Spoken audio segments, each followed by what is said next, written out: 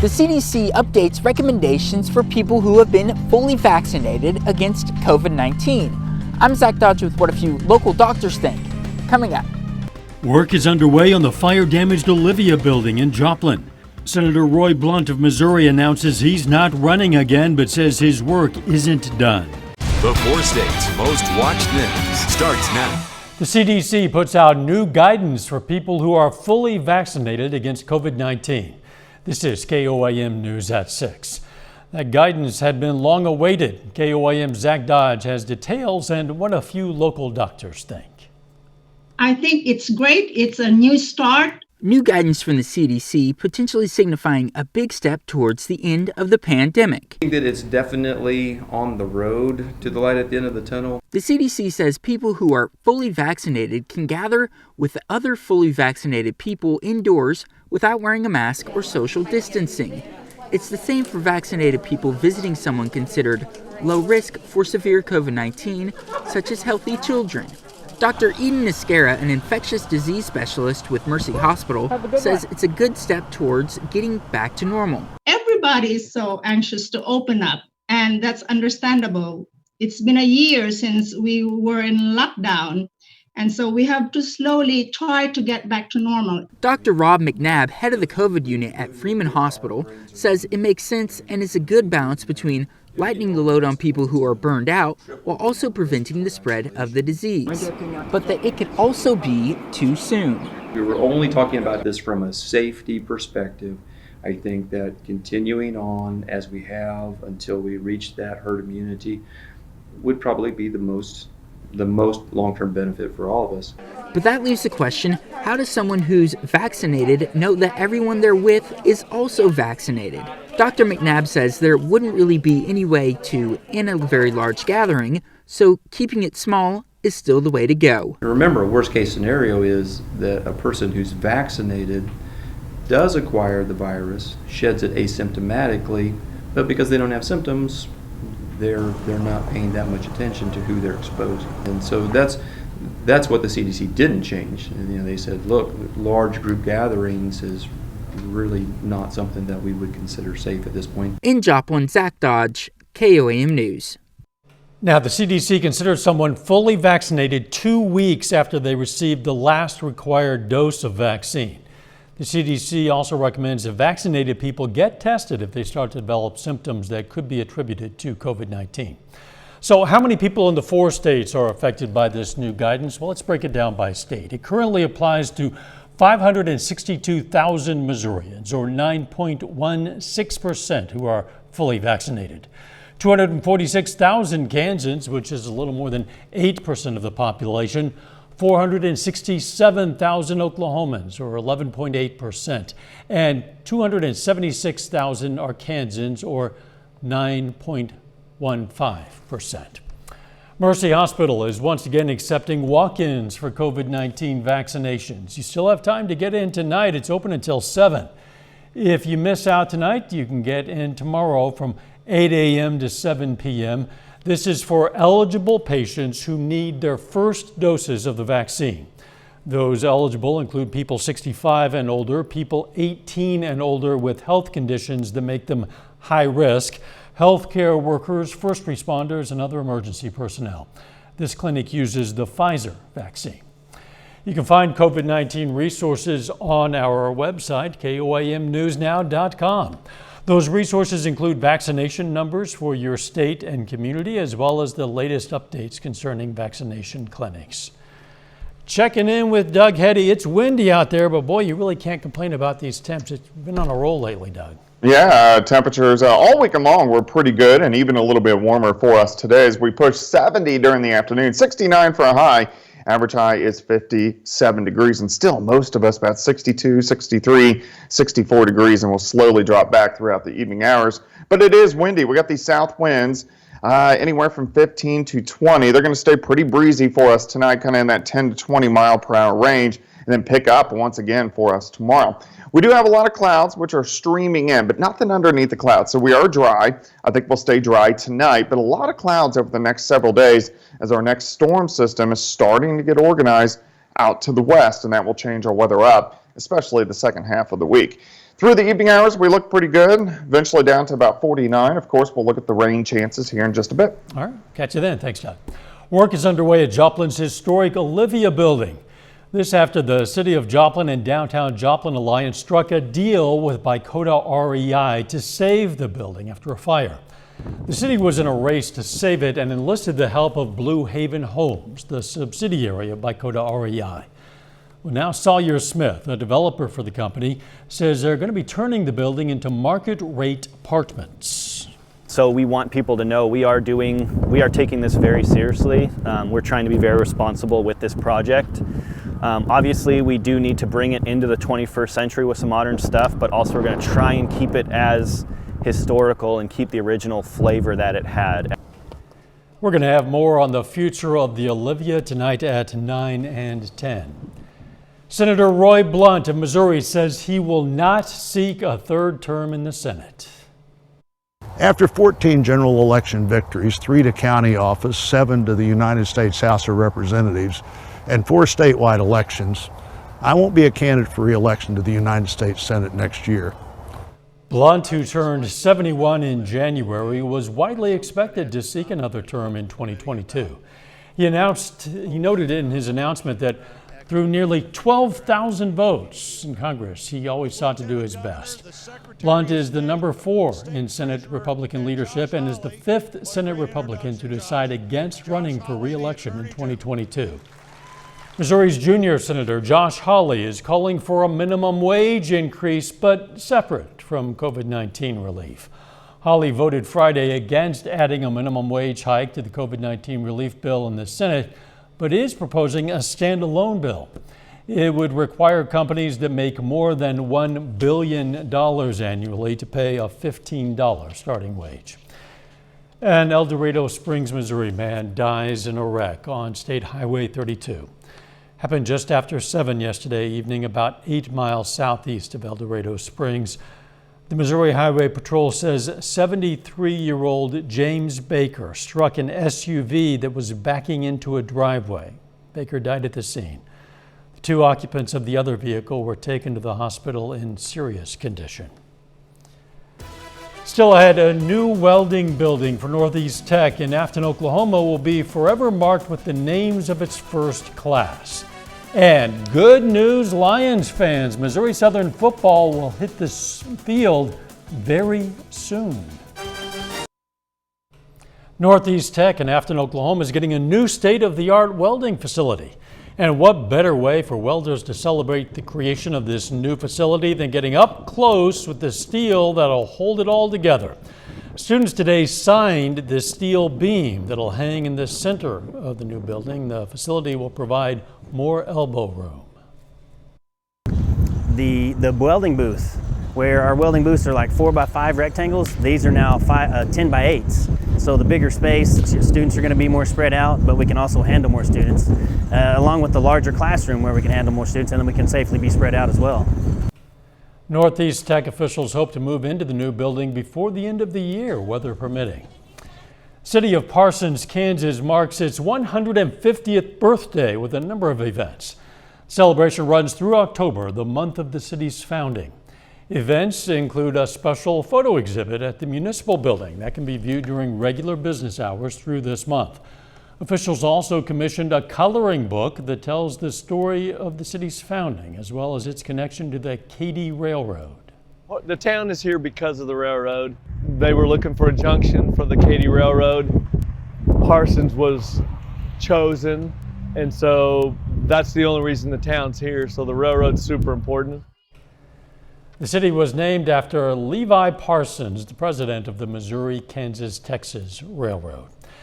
Missouri Southern football is going to hit the field for one game this spring. The university made their announcement on their website today.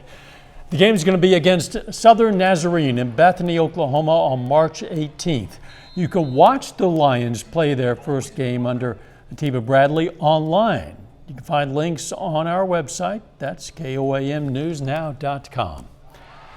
Doug Heddy is up next with his complete forecast, and later controversy over the removal of a Confederate statue in Liberty, Missouri. For 3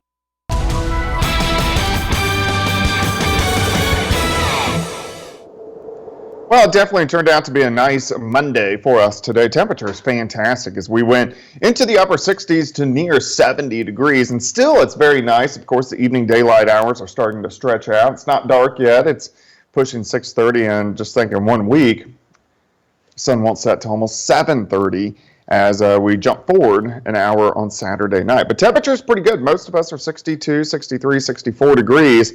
We're slowly going to drop back through the evening hours. Now, it is windy. It's been windy all day. We've had south winds at about 10 to 20, gusts 25, upwards to 30 at times. But the winds are going to slowly diminish a little bit tonight. We're still going to be breezy south winds at about 10 to 15, but not as windy as what we have seen today. But again, the winds will pick right back up for us tomorrow, then also into Wednesday. Outside right now, it looks pretty good. Currently sitting at 62, south winds at 10. Humidity is bone dry, so that's why we had the red flag advisory today, because it was windy and the humidity is so low, so it's a burn threat, but the humidity is going to start to go up over the next couple days. It's still going to be windy, but we won't have that high burn threat.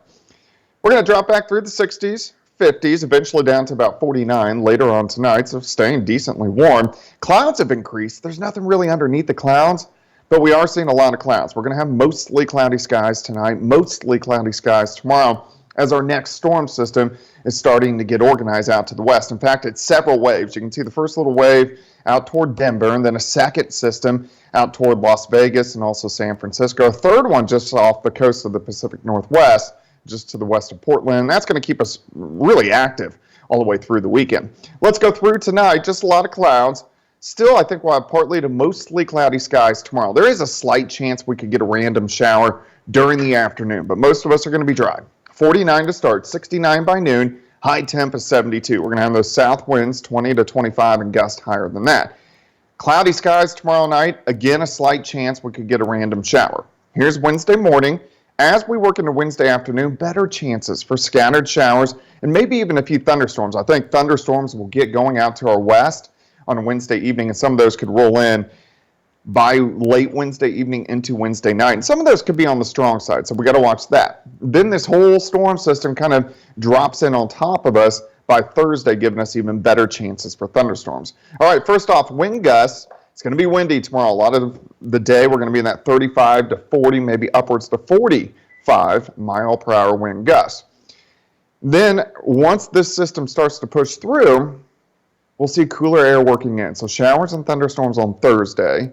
Cooler air works in, but still the front hangs out right on top of us on Friday. So showers and thunderstorms Friday into Saturday, even into Sunday. So we're going to have several days of wet weather as we work toward the weekend. 72 tomorrow, 72 Wednesday, 72 on Thursday. Showers and thunderstorms increasing. Highs only into the 50s over the weekend, but we're going to have plenty of rain chances. In fact, if we look at rainfall amounts over the next 6 days, a lot of areas are going to pick up 3, 4, 5 inches. So it's going to be very wet as we go through this week. Of course, at least our temperatures are going to be pretty good over the next couple of days. Yeah, loving the warmer temperatures, loving the idea of more evening daylight and the rain. That's just part of the package deal that is March, I guess. Absolutely. Thanks, Doug. Hey, with storm chances creeping into the forecast, you can stay ahead of things with the Skywatch Weather App. It's available free of charge in the Apple App Store, Google Play Store. Just search for KOAM Skywatch Weather App. Before the storm chances, things are staying dry at the moment. And because of that, Kansas Governor Laura Kelly today declared an emergency disaster. It's because of the risk of fire caused by the high winds and dry conditions. The declaration makes state resources more readily available to help fight fires and for recovery operations. Kansans are urged to avoid activity that could cause fires, such as driving or stopping on dry grass or throwing cigarettes on the ground. Still ahead, some residents of Liberty, Missouri really want a Confederate statue to come down. So much so, they're putting up the money for it to happen. With St. Patrick's Day celebrations coming up, the Missouri Highway Patrol wants to remind you that if you feel different, you drive different. Use a designated driver, a ride share, or public transportation options if you've been drinking. Law enforcement agencies all across Missouri are going to participate in additional patrols to prevent the often deadly consequences of impaired driving. Federal prosecutors say an Oklahoma man has been sentenced to more than 3 years in prison for illegally smuggling firearms to the Middle East to help fight the Islamic State. Randy Lou Williams pled guilty last year to violating the Arms Export Control Act, making a false statement to a firearms dealer, and possession of an unregistered firearm. A judge handed down a sentence that includes 2 years of supervised release on each count after his prison time ends. Some people in Liberty, Missouri want a Confederate statue gone, and they're willing to pay thousands of dollars to make it disappear. The statue is a 120-year-old monument of an unnamed Confederate soldier. The statue and its removal has become the center of a lot of debate in the community. One group has even raised $10,000 to pay for the removal process. They say it does not have to be destroyed, just taken down from the public cemetery. There are those who feel it'd be disrespectful to move it. It was planted here in order to intimidate and to continue that racial bias and to continue that white supremacy type of attitude. That's just extremely divisive. We should be respecting everybody. There's no reason, whether you're above ground or below ground, that we should not be respecting and honoring everyone. People from both sides have met numerous times, but they have not yet found a compromise. Final check on the weather is next.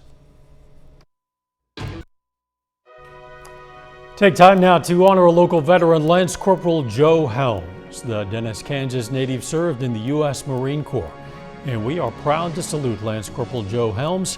He's tonight's four-state hero.